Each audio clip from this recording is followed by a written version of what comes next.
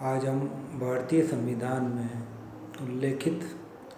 शिक्षा और संस्कृति और शिक्षा संबंधी अधिकार का अध्ययन करेंगे और इसका उल्लेख भारतीय संविधान के अनुच्छेद 29 और 30 में दिया गया है।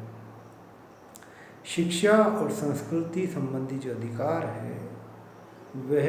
नागरिकों के व्यक्तित्व के विकास के लिए बहुत ज़्यादा आवश्यक है। साथ ही साथ इस लिए भी आवश्यक है कि भारत जैसे देश जहाँ विविध सांस्कृतिक विविधताएं हैं, वहाँ इस अधिकार का महत्व बहुत बढ़ जाता है।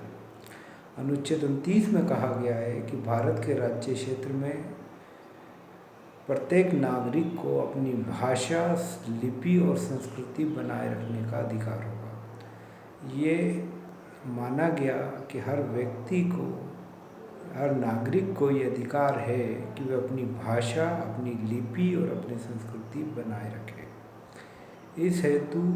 एक तरह की सांस्कृतिक विविधता को भारतीय संविधान ने अपने अंदर समाहित करने का प्रयास किया है।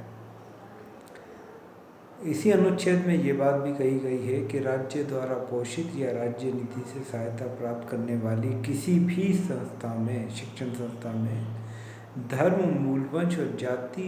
या भाषा के आधार पर भेदभाव नहीं किया जाएगा। यानी ऐसी शिक्षण संस्थाएं जो राज्य द्वारा पोषित हैं या राज्य नीति से सहायता प्राप्त कर रही हैं, उसमें किसी भी व्यक्ति को प्रवेश करने पर धर्म, मूलवंश, जाति या भाषा के आधार पर विभेद नहीं किया जा सकता कि ऐसे व्यक्तियों का प्रवेश निषेध होगा। अनुच्छेद 30 शिक्षण अल्पसंख्यक वर्गों को शिक्षा संस्थाओं की स्थापना और उनके प्रशासन का अधिकार देता है।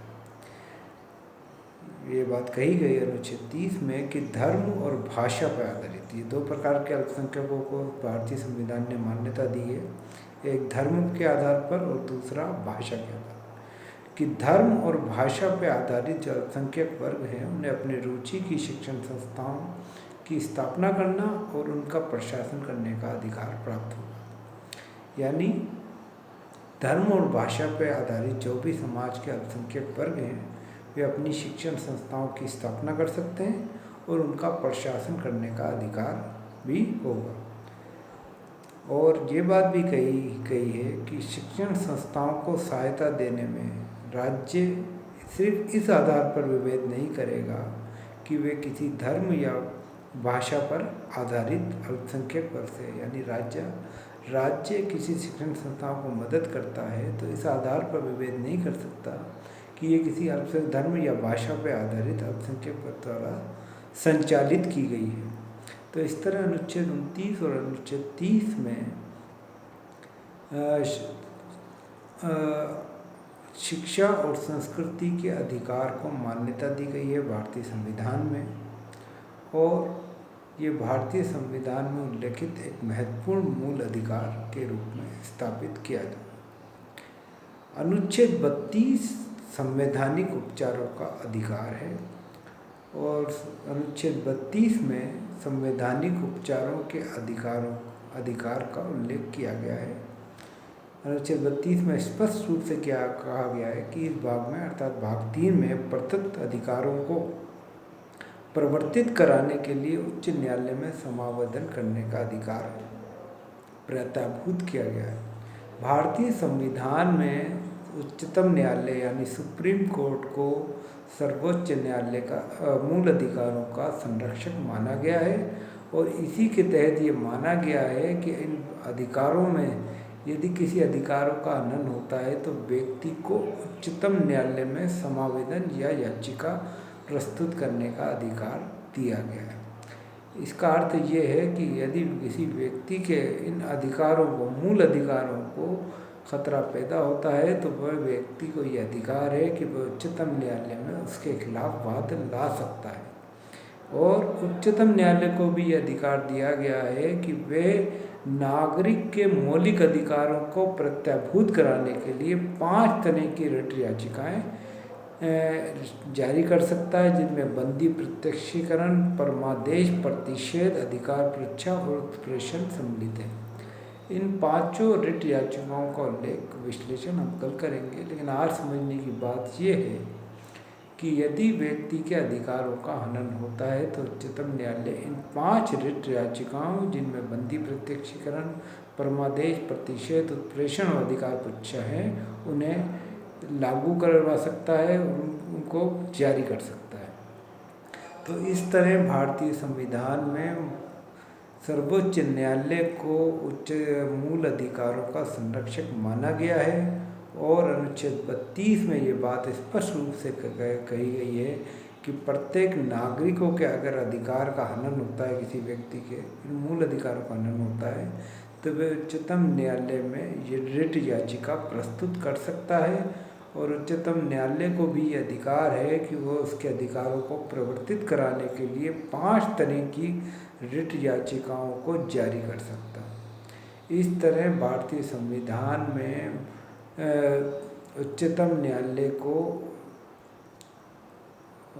मूल अधिकारों का मूल संरक्षक माना गया है। तो ये बात समझने की है कि भारतीय संविधान न केवल मौलिक अधिकारों का विश्लेषण करता है, बल्कि मौलिक अधिकारों की रक्षा के लिए क्या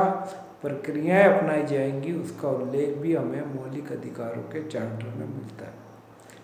सबसे बड़ी बात ये बात समझने की है कि भारतीय संविधान में ये भी बात कही गई है कि मौलिक अधिकार किन वर्गों पर लागू नहीं होंगे या उन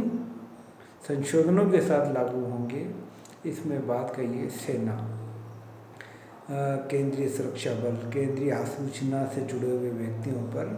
मौलिक अधिकार उस रूप में लागू नहीं हो सकते जिस पर रूप में भारतीय संविधान में एक आम नागरिकों को मिलते हैं। यानी भारत सेना से जुड़े हुए लोग, केंद्रीय बलों से जुड़े हुए लोग, खुफिया एजेंसियों से जुड़े हुए लोग मौलिक अधिकारों का उस रूप में उपयोग नहीं कर सकते जिस रूप में भारतीय का आम नागरिक कर सकता है, क्योंकि उनके मौलिक अधिकार क्योंकि विशेष उनके सेवा की विशेष प्रकृति देखते हुए उन पे मूल अधिकार उस रूप में उन पर लागू नहीं होते या वो अपने मूल अधिकारों का उस रूप से स्वतंत्र रूप से उपयोग नहीं कर सकते जिस तरह भारत का एक आम नागरिक करता है। तो इस तरह भारतीय संविधान में 6 मूल अधिकारों का उल्लेख किया गया है। एक अधिकार जिसका समाप्त कर दिया गया, संपत्ति का अधिकार, इसका विश्लेषण भी हम कल के व्याख्यान में करेंगे कि क्यों वह अधिकार खत्म कर दिया गया और क्यों संपत्ति के अधिकार को भारत की सामाजिक और आर्थिक विकास में एक रुकावट माना गया। तो इस रूप में भारतीय संविधान में जब आगे चलकर 44वें संविधान संशोधन में संपत्ति के अधिकार को समाप्त किया गया,